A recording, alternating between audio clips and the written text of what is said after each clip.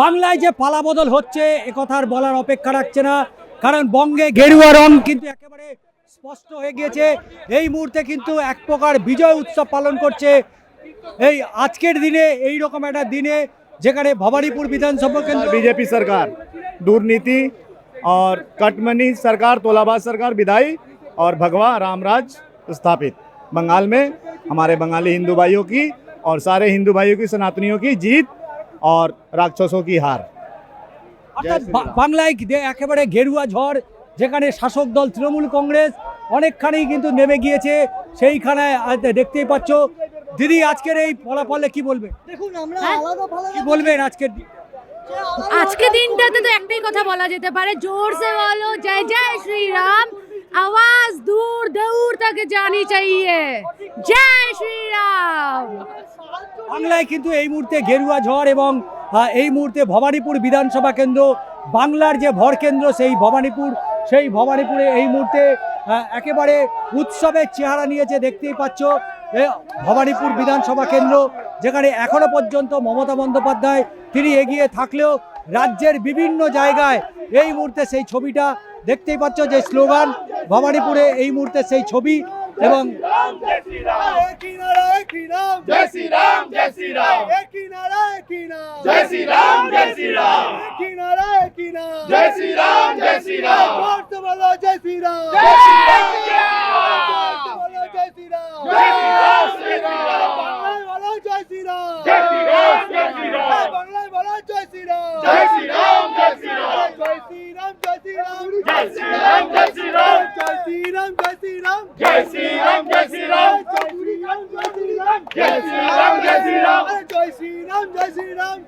এই মুহূর্তে সেই গেরুয়া ঝড় এবার বাংলায় আছড়ে পড়েছে এবং দেখতেই পাচ্ছ যে চারদিকে বিজেপির কর্মী সমর্থকরা তারা কিন্তু উপস্থিত রয়েছে। সকাল থেকেই তারা উপস্থিত ছিল এবং বিজেপির পতাকা কিছুক্ষণ আগেই আমরা দেখেছি শুভেন্দু অধিকারী তিনি এখানে ঘুরে গিয়েছেন এবং তিনি স্পষ্ট জানিয়ে গিয়েছেন যে এবারে বঙ্গে বিজেপি 180+ আসন তারা পেয়ে সরকার গঠন করছে।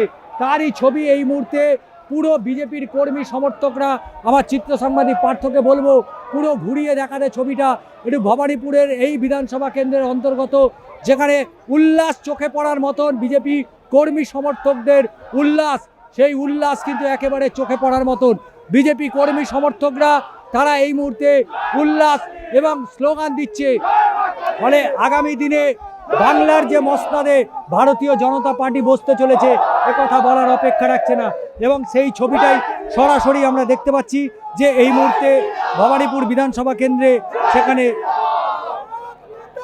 সেই ছবিটাই আমরা সরাসরি তুলে ধরছি।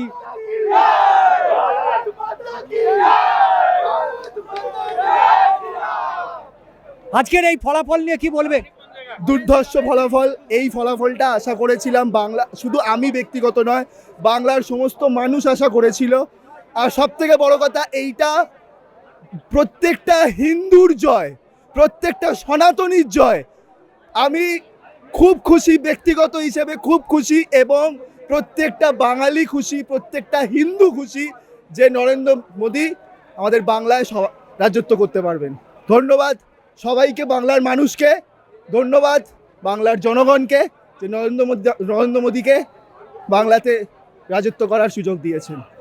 বাংলায় এবার ডবল ইঞ্জিন সরকার, এবং সেই ডবল ইঞ্জিন সরকার পেয়ে বিজেপি কর্মী সমর্থকরা তুমুল উচ্ছ্বাস উন্মাদনায় মেতে উঠেছে।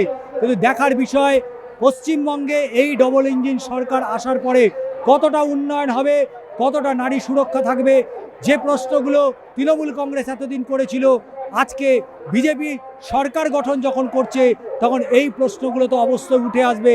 যে সরকারে আসার পর যে যে দাবি তারা রেখেছিল, রাজ্যের মানুষের যে উন্নয়নের কথা বলেছিল, সেই উন্নয়ন কতটা হবে, উন্নয়নের কি 100% হবে?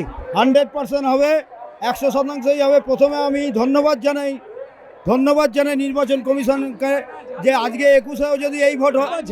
ঝালমুড়ি একেবারে দেখুন, প্রধানমন্ত্রী নরেন্দ্র মোদী তিনি ঝালমুড়ি দিয়েছিলেন, যে কথাটা বলছিলেন দিদি ঝাল লেগে গেছিল। আজকে 21-এও যদি এরকমভাবে ভোট হতো তাহলে আজকে 21-এও আমরা আসতাম। আজকে ভোট দিতে পারেনি, আজকে নির্বাচন কমিশনের কাছে, যার জন্য আমরা ধন্যবাদ জানাচ্ছি। ধন্যবাদ জানাচ্ছি মানুষকে স্বতঃস্ফূর্তভাবে ভোট দেওয়ার জন্য। आप झालमुड़ी तो बांट रहे हैं। आज मोदी जी झालमुड़ी खाएं, सबको झाल लगा, इसीलिए मोदी जी बोले हैं कि 4 मई के दिन लड्डू और झालमुड़ी दोनों बटाएगा, इसीलिए झालमुड़ी खिला रहे हैं सबको, सब झालमुड़ी। এই মুহূর্তে সেই দেখতেই পাচ্ছ সেই ঝালমুড়ি ডিস্ট্রিবিউশন হচ্ছে ভবানীপুর বিধানসভা কেন্দ্রে।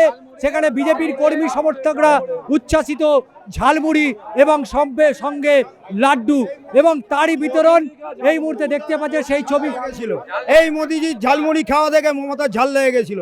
গঙ্গাটাও মমতা ব্যানার্জির হয়ে গেছে, মোদিজি গেছে বলে। গঙ্গাটা পবিত্র স্থান, সেটাকে অবধি কালারে আনার চেষ্টা করছে। আপনারা তাহলে কোথায় কি নবান্নে যাবেন? আমরা অবশ্যই নবান্নে যাব, এখানে ওটাকে গেরুয়া করা হবে, আর নীল সাদা থাকবে না। এবং 100% আমাদের যা প্রতিশ্রুতি আছে সেই কাজ কাল থেকে শুরু হয়ে যাবে। আজকে থেকে 6 মাস পরে কলকাতার মানচিত্র চেঞ্জ হয়ে যাবে। অর্থাৎ এই যে গেরুয়া শিবির তারা উচ্ছ্বাসিত, তারা জানাচ্ছেন যে 6 মাসের মধ্যে কলকাতার ম্যাপ পরিবর্তন হয়ে যাবে। এবং শুধু তাই নয়, নবান্নের নীল সাদা রং এবার প্রলেপ হবে গেরুয়াতে। চিত্র সাংবাদিক পার্থ চক্রবর্তীর সাথে ষষ্ঠী চট্টোপাধ্যায়, আর প্লাস নিউজ।